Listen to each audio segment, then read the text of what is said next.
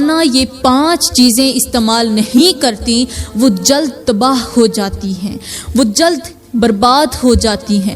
ہیں کہ خوبصورتی صرف چہرے سے ہے یا زندگی کی کامیابی صرف اچھی شکل، اچھے کپڑوں اور دولت سے حاصل ہو سکتی ہے، تو آپ بہت بڑی غلطی پر ہیں، کیونکہ آج میں آپ کو ایک ایسا چھپا ہوا راز بتانے جا رہی ہوں جو شاید آپ نے پہلے کبھی نہ سنا ہو، ایک ایسی حقیقت جسے جاننے کے بعد آپ کانپ اٹھیں گی، دل دھڑکنے لگے گا اور ضمیر جھنجھوڑ دیا جائے گا۔ آج کا یہ بیان ان لڑکیوں کے لیے ہے جو خود کو مکمل سمجھتی ہیں لیکن ڈیلی کی 5 اہم چیزوں کو نظر انداز کر کے اپنی بربادی کا سامان کر رہی ہیں۔ ان لڑکیوں کے لیے ہے جو آئینے میں تو خود کو خوبصورت دکھتی ہیں مگر اندر سے کھوکھلی، کمزور اور بے بنیاد ہوتی جا رہی ہیں، اور ان لڑکیوں کے لیے بھی بہت زیادہ خاص ہے جو صبح وقت پر تو اٹھتی ہیں مگر دل، دماغ، جسم اور روح کی وہ 5 طاقتیں نہیں دیتی جو انہیں بربادی اور تباہی سے بچا سکتی ہیں۔ اور یاد رکھو، جس نے یہ 5 چیزیں چھوڑ دیں اس نے خود اپنے ہاتھوں سے اپنی قسمت کی بنیادیں ہلا دیں۔ یہ وہ باتیں ہیں جن سے غافل رہنے والی لڑکیاں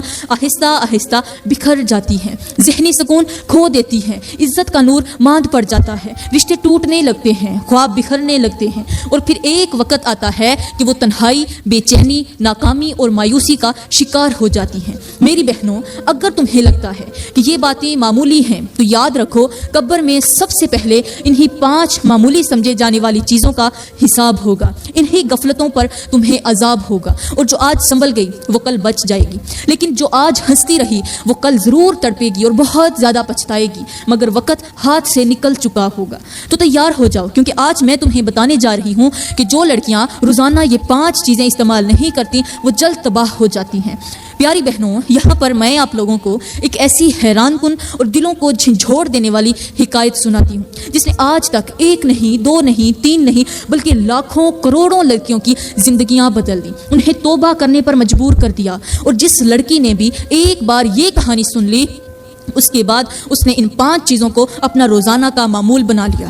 اب وہ لڑکیاں روزانہ ان 5 چیزوں کو اپناتی ہیں اور اپنی زندگی کو تباہی سے بچا لیتی ہیں۔ وہ کہانی کچھ یوں ہے کہ ایک بوڑھے بزرگ کسی لمبے سفر پر روانہ تھے۔ وہ پیدل سفر کر رہے تھے، اس لیے تھوڑا سا دور چلنے کے بعد ہی تھکن ان پر غالب آ گئی۔ اب وہ کسی سایہ دار درخت کی تلاش میں تھے تاکہ اس کے نیچے لیٹ کر کچھ دیر آرام کر سکیں۔ سایہ دار جگہ ڈھونڈتے ڈھونڈتے وہ مزید بھی آگے نکل گئے۔ سورج اب ڈھلنے لگا تھا اور شام رات میں تبدیل ہونے کے قریب تھی۔ ادھر نہ تو کوئی مکان نظر آ رہا تھا اور نہ ہی کوئی محفوظ پناہ گاہ جہاں وہ رات گزار سکیں۔ چلتے چلتے اندھیرا مکمل ہو چکا تھا کہ اچانک انہیں ایک قبرستان دکھائی دیا۔ سوچا کہ اسی قبرستان میں رات گزار لیتا ہوں، صبح ہوتے ہی دوبارہ اپنے سفر پر روانہ ہو جاؤں گا۔ بزرگ نے وہیں سے کچھ لکڑیاں اکٹھی کی اور اپنے بیٹھنے کے لیے ایک چھوٹی سی جھونپڑی بنا لی اور اللہ کا ذکر کرتے ہوئے اس جھونپڑی کے اندر لیٹ گئے تاکہ وہاں پر سکون سے رات گزار سکیں۔ رات کافی زیادہ گہری ہو چکی تھی، خاموشی دل پر سوار ہونے لگی تھی کیونکہ آس پاس نہ تو کوئی آبادی تھی، سنسان ویرانہ ہی ویرانہ تھا۔ ابھی تھوڑی دیر گزری ہی تھی کہ قبرستان میں سے کسی کے رونے کی آواز آنے لگی۔ بزرگ نے جب اس آواز کو غور سے سنا تو محسوس ہوا کہ یہ آواز کسی لڑکی کے رونے کی ہے۔ ان کا دل کانپ اٹھا، وہ بے چین ہو گئے۔ پہلے تو صرف سسکیاں سنائی دے رہی تھیں لیکن تھوڑی دیر کے بعد وہ آوازیں دردناک چیخوں میں بدل گئیں۔ چیخیں اتنی ہولناک تھیں کہ اگر کوئی طاقتور سے طاقتور انسان بھی اسے سن لیتا تو وہ ایک بار لرز جاتا۔ بزرگ نے ادھر ادھر نظریں گھمائیں، چاروں طرف دیکھا کہ آخر یہ آواز کہاں سے آ رہی ہے، کون یہاں رو رہا ہے، کیا کوئی تنہا بیٹھا ہے، کیا کسی کو کوئی درد ہے، تکلیف ہے، دیکھوں تو صحیح کہ کون ہے۔ جب سائیڈوں پر کوئی نظر نہ آیا تو بزرگ نے سوچا کہ ہو سکتا ہے یہ آواز قبر کے اندر سے آ رہی ہو۔ پھر بزرگ لرزتے دل کے ساتھ اٹھے اور سوچنے لگے کہ آخر یہ آوازیں کس قبر سے آ رہی ہیں۔ انہوں نے ہر قبر کے قریب جا کر کان لگا کر سنا۔ جب وہ قبرستان کے آخری کونے میں پہنچے تو انکشاف ہوا کہ یہ آواز اسی آخری قبر سے آ رہی ہے۔ جب انہوں نے اس قبر کی مٹی پر ہاتھ لگایا، جیسے ہی مٹی کو چھوا تو ان کو ایسے لگا جیسے ان کا ہاتھ جلنے لگا ہو۔ ایسا محسوس ہوا جیسے قبر کے اندر آگ دہک رہی ہو اور کوئی اس آگ میں جھلس رہا ہو۔ قبر کے اوپر غیر معمولی تپش تھی، گرمی ایسے جیسے آگ سامنے بھڑک رہی ہو۔ بزرگ کے دل و دماغ میں ایک ہی سوال گردش کر رہا تھا، آخر اس قبر میں ایسا کیا ہے؟ وہ ابھی یہ سوچ ہی رہے تھے کہ ان کی نظر اچانک اس قبر کے اوپر رکھی ہوئی ایک پرانی سی کتاب پر پڑی۔ وہ کتاب بوسیدہ تھی، گرد سے ڈھکی ہوئی، لیکن کچھ ایسی خاص تھی کہ دل بے اختیار اس کی طرف کھنچنے لگا۔ بزرگ نے جلدی سے وہ کتاب اٹھائی لیکن اندھیرے کے باعث کچھ دکھائی نہ دیا. اسے کھولا، پڑھنے کی کوشش کی تو اندھیرے کی وجہ سے کچھ دکھائی نہ دیا. چاند کی روشنی مدھم تھی. فوراً انہوں نے ایک چراغ روشن کیا اور کتاب کا پہلا ورق کھولا. اس پر لکھا ہوا تھا، بے شک اللہ کا عذاب سخت ہے، وہ جسے چاہے عذاب میں مبتلا کر دے. پھر دوسرا ورق کھولا، اس پہلے ورق کو پلٹا، دوسرا کھولا. وہاں لکھا ہوا تھا، میں ایک فرشتہ ہوں جو یہ کتاب تمہیں اس عورت کا انجام دکھانے کے لیے اس کی قبر پر چھوڑ کر جا رہا ہوں. پھر تیسرا صفحہ کھولا. تیسرے صفحے پر لکھا تھا، جو عورتیں روزانہ یہ 5 چیزیں استعمال نہیں کرتی ان کا انجام انتہائی بھیانک ہوتا ہے. اب چوتھے صفحے پر لکھا تھا، اے اس کتاب کو پڑھنے والے، اس کے اندر قیمتی نصیحتیں، پرانی سچائیاں اور عبرت بھرے واقعات موجود ہیں. انہیں پڑھو اور دوسروں تک بھی پہنچاؤ تاکہ وہ سنبھل جائیں. بزرگ 5واں صفحہ کھول کر دیکھنے لگے تو وہاں پر لکھا ہوا تھا، اگر تو اس قبر کے اندر چیخنے والی لڑکی کے دردناک عذاب کی وجہ جاننا چاہتا ہے تو فلاں جگہ پر ایک بستی ہے، وہاں ایک کچی سی چھوٹی سی جھونپڑی میں ایک شخص ملے گا. اس سے پوچھنا کہ آخر اس لڑکی کے ساتھ کیا ہوا تھا. بزرگ نے وہ کتاب ایک طرف رکھی اور دل میں سوچا کہ کتاب تو بعد میں بھی پڑھی جا سکتی ہے، پہلے اس بستی تک پہنچنا بہت زیادہ ضروری ہے تاکہ سچائی جان سکوں. یہی سوچتے سوچتے بزرگ نیند میں چلے گئے. لیکن وہ نیند سکون والی نہیں تھی، بے چینی سے بھرپور تھی. جب صبح کا سورج طلوع ہوا، بزرگ کی آنکھ کھلی. انہوں نے کچھ نہ کچھ کھایا نہ کچھ پیا اور فوراً قبرستان سے باہر نکل پڑے. صبح کی ہوا جو تھی وہ بہت ٹھنڈی ٹھنڈی تھی. اب وہ ٹھنڈی ٹھنڈی ہوا ان کے ساتھ چل پڑی. بزرگ کے ساتھ کون چل رہا ہے؟ ٹھنڈی ٹھنڈی ہوا چل رہی ہے. ٹھنڈی ٹھنڈی ہوا ان کے ساتھ چل پڑی، اس لیے سفر ذرا آسان لگ رہا تھا. وہ جلدی جلدی اس بستی کی طرف بڑھنے لگے جس کا ذکر اس کتاب کے اندر لکھا ہوا تھا، جہاں انہیں اس لڑکی کے انجام کا راز معلوم ہونے والا تھا. چلتے چلتے آخر کار بزرگ اس مقام پر جا پہنچے جس کا کتاب میں ذکر کیا گیا تھا. وہاں پہنچ کر دیکھا کہ واقعی ایک کچی سی جھونپڑی تھی اور اس جھونپڑی کے اندر ایک شخص اللہ کی عبادت میں مصروف تھا. میری پیاری بہنوں، بزرگ آہستہ آہستہ اس جھونپڑی کے اندر داخل ہوئے. دل میں بے چینی بھی تھی اور تجسس بھی تھا.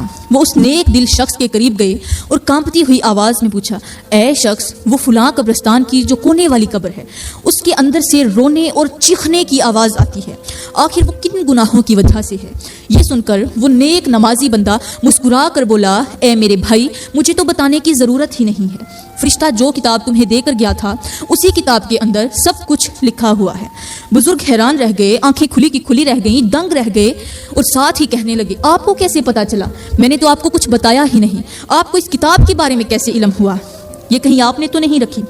اس نیک صالح شخص نے سر جھکا کر کہا، میرا اللہ کی ذات کے ساتھ گہرا تعلق ہے، جو کچھ ہوتا ہے مجھے الہام کے ذریعے معلوم ہو جاتا ہے، لہٰذا وہ کتاب کھولو اور اس کے اندر جو کچھ لکھا ہوا ہے وہ خود بھی پڑھو، مجھے بھی سناؤ تاکہ میں بھی تمہارے ساتھ نصیحت حاصل کر سکوں. بزرگ نے فوراً کتاب کھولی اور اس کے اندر لکھی ہوئی نصیحتیں پڑھ کر اس شخص کو سنانے لگے. دوسرے ورق پر جو لکھا تھا، تیسرے ورق پر جو لکھا ہوا تھا کہ دنیا میں جو عورتیں روزانہ یہ 5 چیزیں استعمال نہیں کرتی وہ بہت جلد تباہ ہو جاتی ہیں، ان کا گھر غربت میں ڈوب جاتا ہے اور ان کی زندگی میں بے سکونی، رسوائی اور عذاب نازل ہوتا ہے. پھر انہوں نے چند صفحات پلٹے تو وہاں پہلی عورت کا ذکر کیا گیا تھا اور پہلی چیز یہ بتائی گئی تھی کہ کپڑوں کے نیچے شمیز یعنی اندرونی لباس نہ پہننا. جو عورتیں شمیز نہیں پہنتی، اندرونی لباس نہیں پہنتی، اپنے جسم کو چھپانے کے لیے اندرونی لباس نہیں پہنتی، ان عورتوں کے بارے میں لکھا ہوا تھا. کتاب میں مزید لکھا تھا کہ وہ عورت جو قبر میں چیخنے والی جو لڑکی ہے، اس کا جو سینہ تھا وہ اپنا سینہ کھلا چھوڑ کر گھر سے باہر نکلتی تھی. سینہ کھلا چھوڑنے کا مطلب یہ ہے کہ وہ اندر سے شمیز نہیں پہنتی. وہ کبھی بھی اپنے جسم کو صحیح طرح نہیں چھپاتی تھی. جب وہ چلتی تھی تو اس کے جسم کی حرکات دور سے ہی نمایاں ہوتی تھی اور اسے دیکھ کر کئی غیر محرم مردوں کے دل میں گندی گندی خواہشات جنم لیتی تھی. ساتھ ہی لکھا تھا کہ اس لڑکی نے کبھی بھی اپنے جسم کی حفاظت نہیں کی، اپنے سینے کو چھپانے کی فکر نہیں کی، نہ شمیز پہنی نہ ڈھنگ کا کپڑا اختیار کیا. اسی بے پردگی، اسی غفلت اور اسی لاپرواہی نے اسے قبر کے اندر آگ کا ایندھن بنا دیا. وہ دنیا میں اپنی بے حیائی کو معمول سمجھتی رہی، مگر قبر میں اسی بے حیائی نے اسے جھلسا کر رکھ دیا. اے میری پیاری بہنوں، میرے نبی نے فرمایا کہ قیامت کی نشانیوں میں سے ایک نشانی یہ بھی ہے کہ ایک ایسا وقت بھی آئے گا جب عورتیں کپڑے پہننے کے باوجود ننگی ہوں گی. وہ ایسے باریک کپڑے پہنیں گی جو جسم کو چھپانے کی بجائے مزید اجاگر کریں گے، مزید نمایاں کریں گے. یا پھر اتنے چست کپڑے کہ بدن کا ہر نقشہ واضح نظر آئے۔ میری پیاری بہنوں، یہ فرمان کوئی عام بات نہیں، یہ قیامت کی نشانی ہے، اور افسوس کہ آج یہ نشانی ہمارے سامنے پوری ہو رہی ہے۔ اے میری بہنوں، آج آپ جہاں بھی جاتی ہیں، بازاروں میں، شاپنگ مالز میں، اسکولوں کالجوں کے باہر، سوشل میڈیا پر، ٹک ٹاک پر، انسٹاگرام پر، آپ کو سینکڑوں نہیں بلکہ ہزاروں ایسی لڑکیاں نظر آتی ہیں جو اپنا سینہ کھلا چھوڑ کر گھر سے باہر نکلتی ہیں، جنہوں نے اندرونی لباس پہنا ہوتا ہے اور نہ ہی تو ڈھنگ کا کپڑا یا یعنی دوپٹہ اڑا ہوتا ہے، نہ پردہ، نہ شرم، نہ حیا۔ جیسے ہی وہ لڑکیاں جو ہیں ایسے سمجھتی ہیں جیسے بے حیائی اب فیشن بن چکی ہو اور پردہ پرانے زمانے کی چیز سمجھا جانے لگا ہو۔ میری بہنوں، میری بیٹیوں، یہ فیشن نہیں ہے بلکہ یہ تو تباہی ہے، یہ آزادی نہیں بلکہ یہ عذاب کی طرف سفر ہے، یہ اپنی مرضی نہیں بلکہ یہ تو شیطان کی غلامی ہے۔ آج کی لڑکیاں یہ نہیں جانتی کہ جب وہ بے پردہ گھر سے باہر نکلتی ہیں تو کتنی گندی نظریں ان کے سینے پر، ان کے جسم پر پڑتی ہیں، کتنے ہی دلوں میں گناہ ابھرتا ہے، کتنی نیتیں خراب ہوتی ہیں، اور سب سے خوفناک بات، ہر نظر کا گناہ اس لڑکی کے نامہ اعمال میں بھی لکھا جاتا ہے، اور یہی گناہ قبر میں چیخوں میں بدل جاتا ہے، آگ میں بدل جاتا ہے، عذاب میں بدل جاتا ہے۔ جس طرح اس قبر میں جلتی ہوئی لڑکی کو سزا مل رہی تھی، اسی طرح بے حیائی کرنے والی، خود کو نہ ڈھانپنے والی، فتنہ پھیلانے والی لڑکی کا انجام بھی ویسا ہی ہوگا۔ میری پیاری بہنوں، کتاب میں لکھا تھا جس طرح وہ لڑکی ہر روز بغیر شمیز پہنے گھر سے باہر نکلتی تھی اور اپنے جسم کی نمائش کر کے گناہوں کی طرف قدم بڑھاتی تھی، اسی طرح ایک اور چیز ایسی تھی جو وہ روزانہ نظر انداز کرتی تھی، جو معمولی نہیں بلکہ انتہائی اہم چیز تھی، اور وہ چیز تھی زیر ناف صفائی، یعنی جسم کی نجاستوں کو روزانہ صاف نہ کرنا، اپنے جسم کو طہارت سے محروم رکھنا، جس کی وجہ سے نہ صرف اس کے جسم سے بدبو آتی تھی بلکہ اس کی روح بھی گندگی میں ڈوبتی رہتی تھی۔ کتاب میں لکھا تھا کہ وہ لڑکی کئی دن گزر جانے کے باوجود اپنے جسم کو پاک نہ کرتی تھی، خاص کر شرمگاہ کی صفائی کو کبھی اہمیت نہ دیتی، اس کے کپڑے ہمیشہ ناپاک رہتے، وہ انہی ناپاک کپڑوں کے ساتھ نماز پڑھنے کی۔ کتاب میں لکھا تھا کہ جس لڑکی کی قبر سے بزرگ کو بدبو آ رہی تھی وہ دراصل اس کی نجاست تھی، اسی نجاست کی بدبو تھی جو اس نے دنیا میں لاپرواہی سے اپنے جسم پر جمع کی تھی۔ وہ بدبو اس کے کپڑوں، اس کے جسم اور روح کا بھی وہ بوجھ تھی جس سے وہ دنیا میں کبھی پاک نہ ہوئی، اور وہی نجاست قبر میں اس کا عذاب بن گئی۔ وہ لڑکی قبر میں چیخ رہی تھی، تڑپ رہی تھی اور زور زور سے کہہ رہی تھی، یا اللہ مجھے ایک موقع اور دے دے، میں خود کو پاک رکھوں گی، روزانہ طہارت حاصل کروں گی، کبھی ناپاک ہو کر نماز نہیں پڑھوں گی، کبھی غفلت نہیں کروں گی۔ لیکن اے میری بہنوں، موت کے بعد موقع نہیں ملتا، صرف پچھتاوا باقی رہ جاتا ہے۔ تو میری پیاری بہنوں، اب ہم بات کرتے ہیں تیسری چیز کے بارے میں۔ کتاب میں لکھا تھا کہ تیسری چیز جو وہ لڑکی کبھی استعمال نہیں کرتی تھی وہ تھا مسواک یا دانت صاف کرنے کا معمول۔ وہ لڑکی روزانہ اپنے دانت صاف نہیں کرتی تھی، نہ مسواک، نہ برش اور نہ ہی کلی۔ اس کی زبان پر بدبو ہوتی تھی اور وہ اسی بدبو کے ساتھ قرآن کی تلاوت بھی کرتی تھی، نماز میں سجدے بھی کرتی تھی، اللہ کا نام بھی لیتی تھی، لیکن اس کی زبان بدبو سے بھری ہوتی اور یہ بدبو فرشتوں کو اس سے دور کر دیتی تھی۔ قبر میں بھی اس کے منہ سے بدبو آ رہی تھی اور عذاب کا فرشتہ اس سے نفرت کرتا تھا۔ اے میری بہنوں، اب ہم چوتھی چیز کے بارے میں بات کرتے ہیں۔ کتاب میں لکھا تھا کہ وہ لڑکی نہ صرف جسمانی نجاست میں رہتی تھی بلکہ وہ فکری نجاست سے بھی بھرپور تھی، یعنی وہ ہر وقت گانے سننے کی عادی تھی، اس کے کان اللہ کے ذکر سے خالی تھے، مگر دنیا کے بے حیا الفاظ گانوں، فلموں، ڈائلاگوں سے بھرے ہوئے تھے۔ وہ لڑکی صبح اٹھ کر قرآن نہیں بلکہ گانے سنتی تھی، رات سونے سے پہلے توبہ نہیں بیکار میوزک سنتی تھی، اس کے کان دنیا کی آوازوں سے بھرے ہوئے تھے اور یہی آوازیں قبر میں اس کے لیے آگ کے شعلے بن گئیں۔